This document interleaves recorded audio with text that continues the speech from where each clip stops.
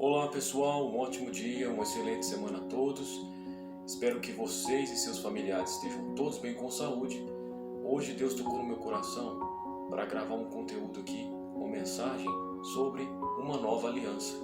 E gostaria de iniciar esse conteúdo citando a passagem de Mateus 11:28. Venham a mim todos os que estão cansados e sobrecarregados, e eu lhes darei descanso.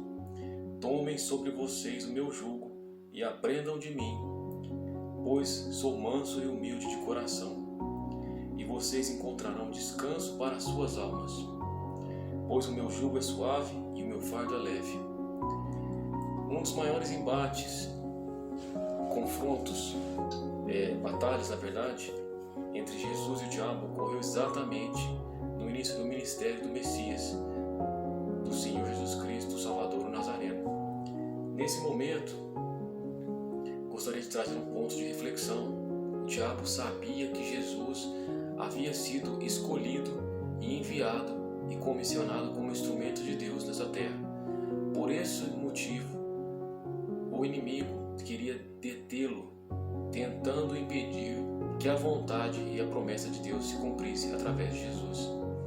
A passagem de Mateus 4 nos ensina que, após o batismo no Rio Jordão, Jesus foi levado pelo Espírito ao deserto, onde passou 40 dias orando e jejuando em comunhão com Deus.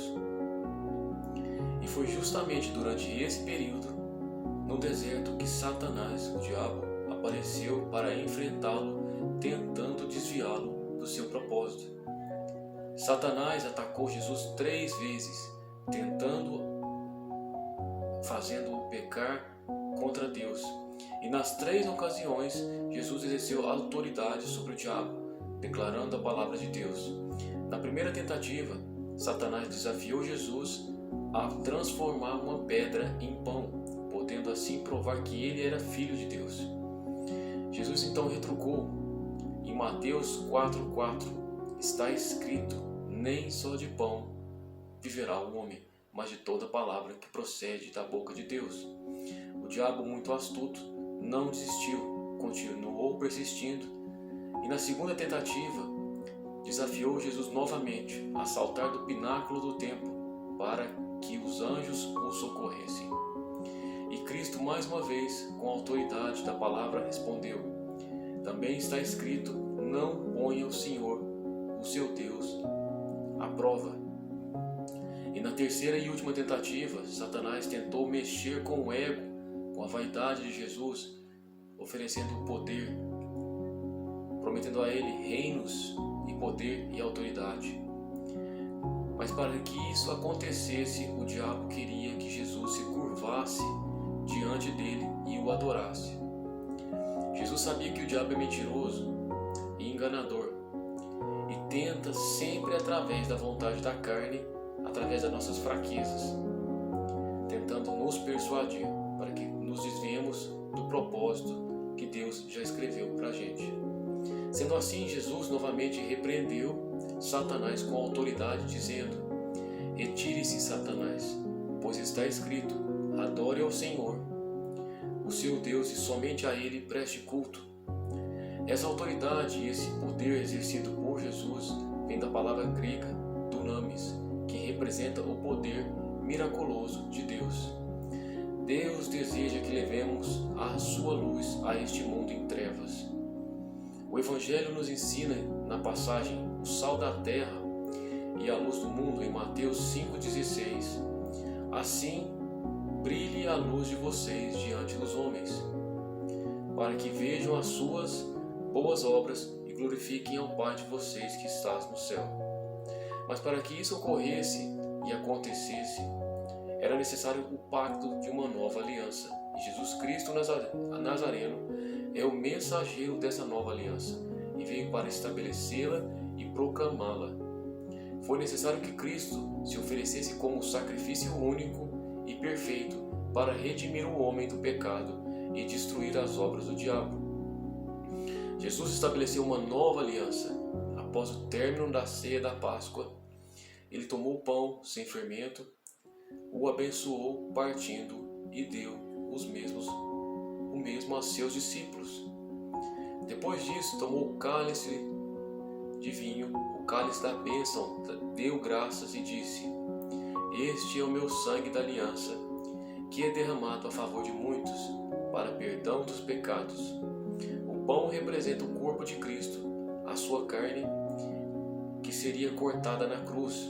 O vinho representa seu sangue.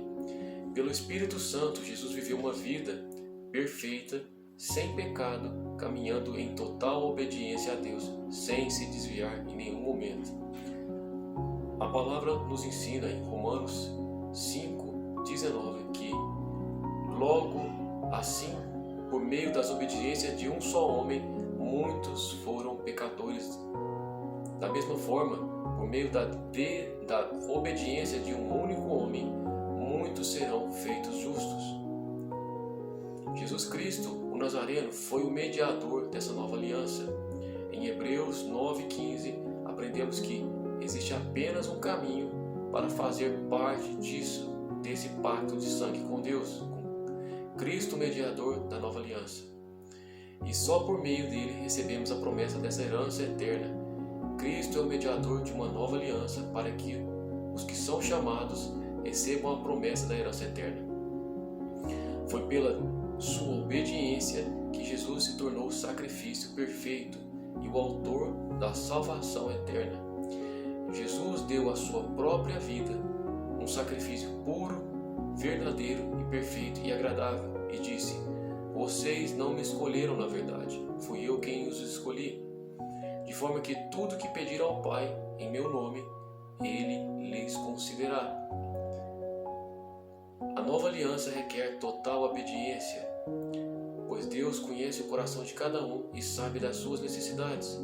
A passagem de Jó 15:14 nos ensina que vocês serão meus amigos se fizerem o que eu lhes ordeno. E exatamente sobre essa nova aliança devemos total obediência a Deus e a sua palavra, assim como Cristo foi obediente até a morte. E no momento de extrema dor e no auge do seu sofrimento, ele simplesmente proferiu a palavra: Pai, afasta de mim esse cálice, contudo não seja como eu quero, mas como tu queres. Ou seja, a palavra de Deus prevaleceu sobre a sua própria vontade. Deus abriu a mão do seu próprio eu, do seu ego, da sua vaidade, da sua própria vontade, para cumprir a promessa que Deus já tinha estabelecido através dele nessa terra. E é exatamente sobre essa nova aliança que devemos total obediência a Deus e a sua palavra, assim como Cristo foi obediente até o final. Devemos ter a mesma comunhão, a mesma dedicação, o mesmo compromisso de Cristo em obedecer ao Pai, não somente de palavras, mas em atitudes, ações diárias. O Deus Todo-Poderoso, Criador do céu e da terra. Alguns cristãos alegam ser impossível viver em total obediência. Outros tentam justificar os seus pecados e suas carnalidades, simplesmente dizendo: as coisas mudaram, estamos em outros tempos, que vivemos em outra realidade. Mas Jesus, no auge do seu sofrimento, provou que é possível e que você possa e tenha vontade de fazer o mesmo, que seja usado como instrumento dele nessa terra, que através do Espírito Santo de Deus ele possa o capacitar e tornar isso possível. Assim como Deus exigiu que Abraão e Israel fossem obedientes para que pudessem assim tomar posse da aliança. Dessa forma, o povo de Deus deve também se mostrar obediente, reconhecendo todos os seus pecados, abrindo mão da sua própria vontade, para que assim as promessas da nova aliança possam se cumprir. Sob essa nova aliança, todos os mandamentos de Deus são sumarizados em um grande mandamento. Em Jó 13:34-35, Jesus disse: um novo mandamento lhes dou: amem uns aos outros como eu vos amei. Com isso, todos saberão que vocês serão e são os meus discípulos. Se permitirmos que o amor de Deus se manifeste por meio de nós e através de nós, o mundo verá a maior manifestação do poder que já conheceu, o poder sobrenatural de Deus.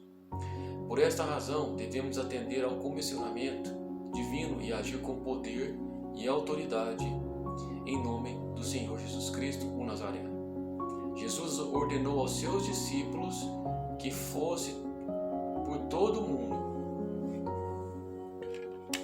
e pregassem o Evangelho.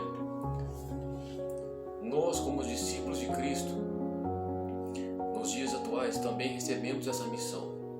Independente de quem você seja, o que você faça, o que você exerça, ou independente se você tenha estudos ou não, estudos te dá conhecimento, mas não te dá sabedoria. E essa sabedoria vem somente através de Deus e do Espírito Santo dele, que o capacita para que você possa ser usado como instrumento de Deus nessa terra. Essa oportunidade de fazer a diferença na vida do próximo através do Evangelho é uma oportunidade única, onde podemos seguir o exemplo de Jesus não somente através de palavras, mas através de atitudes diárias, fazendo bem sem ver a quem e nem esperar nada em troca, abrindo mão do nosso próprio eu, do nosso ego, da nossa própria individualidade, da nossa vaidade, sempre se colocando no lugar do próximo, tendo mais empatia, olhando as pessoas com amor, sem julgamentos, assim como Jesus, porque a beleza ela está nos olhos de quem vê e da maneira como você enxerga a vida, e isso faz toda uma diferença. E esse é um grande exemplo de Jesus. Chegou a hora de colocarmos a nossa fé em ação. A fé é um fato, mas também é um ato que exige ação e exige atitude. E gostaria de finalizar essa mensagem citando a passagem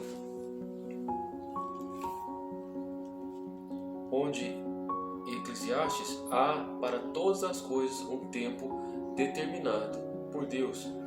Tudo tem o seu tempo determinado e há tempo para todo o propósito de Deus debaixo do céu. Há tempo de nascer, tempo de morrer, tempo de plantar e tempo de arrancar o que se plantou, tempo de matar e tempo de curar, tempo de derrubar e tempo de edificar, tempo de chorar e tempo de rir, tempo de prantear e tempo de saltar, tempo de espalhar pedras e tempo de ajuntar pedras, tempo de abraçar e tempo de afastar-se de abraçar, tempo de buscar e tempo de perder, tempo de guardar e tempo de deitar fora, tempo de rasgar, tempo de coser, tempo de estar calado e tempo de falar, tempo de amar e tempo de aborrecer, tempo de guerra e tempo de paz. Que essa mensagem possa chegar ao seu coração, independente do que você esteja vivendo. Nunca desista, permaneça em fé, assim como Jesus foi obediente, independente no auge do seu sofrimento, ele acreditou no cumprimento da palavra, do estabelecimento de uma nova aliança. Os planos de Deus são muito maiores e melhores do que a gente possa imaginar. Que Deus possa abençoar seu dia, um ótimo dia e uma excelente semana. Deus abençoe a todos.